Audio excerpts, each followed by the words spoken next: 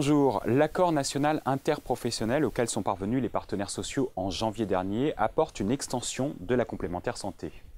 Il prévoit notamment un accès généralisé aux contrats collectifs pour toutes les branches professionnelles.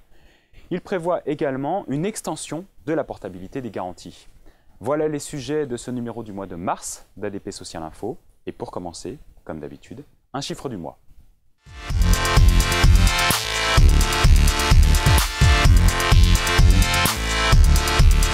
Depuis 2009, sous certaines conditions, les salariés quittant l'entreprise bénéficient de la couverture complémentaire santé de leur précédent employeur. L'accord national interprofessionnel du 11 janvier 2013 ainsi que le projet de loi relatif à la sécurisation de l'emploi complètent ce dispositif.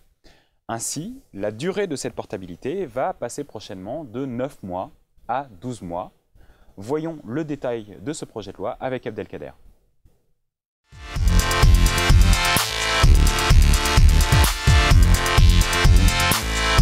Abdelkader, bonjour. Bonjour. Faisons le point sur la portabilité des garanties complémentaires. Qu'est-ce que c'est?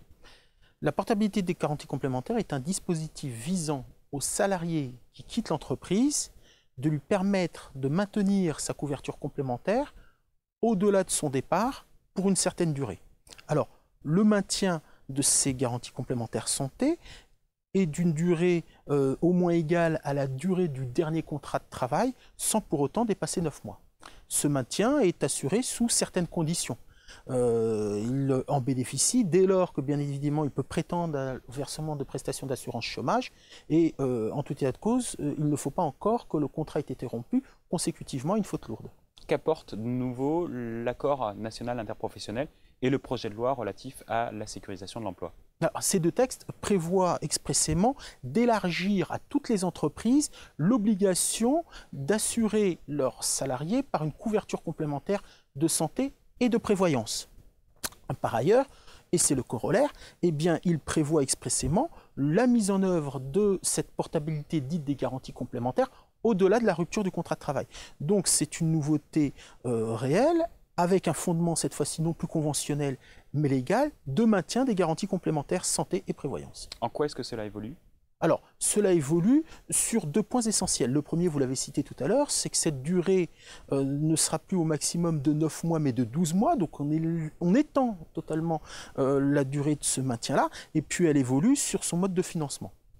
Actuellement, ce financement est fait selon deux méthodes distinctes.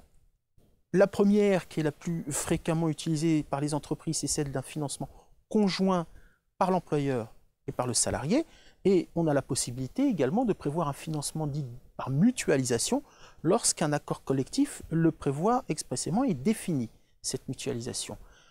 Demain, on ne retiendra qu'une seule de ces deux méthodes, celle dite de mutualisation. Merci Abdelkader, ça c'est pour le législatif.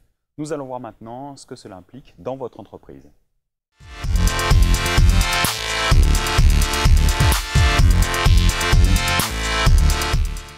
Abdelkader, comment est-ce que les entreprises vont devoir s'adapter pour accueillir ces dispositions de l'ANI?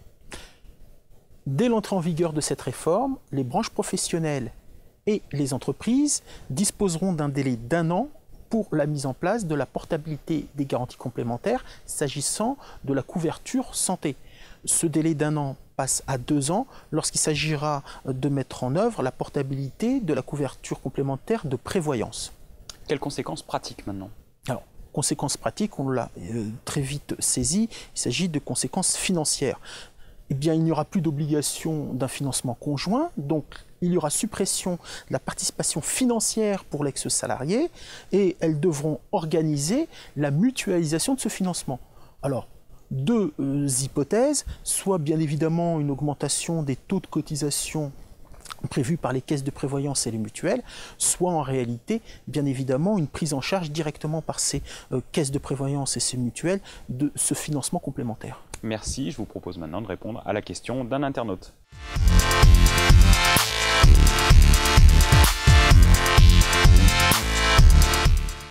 Abdelkader, on nous demande si les conditions d'octroi de cette portabilité sont modifiées.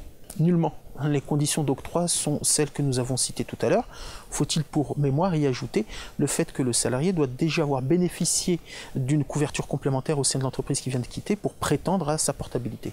Merci encore Abdelkader. Merci. Je rappelle que vous êtes directeur de la veille législative chez ADP. On se retrouve bien évidemment le mois prochain.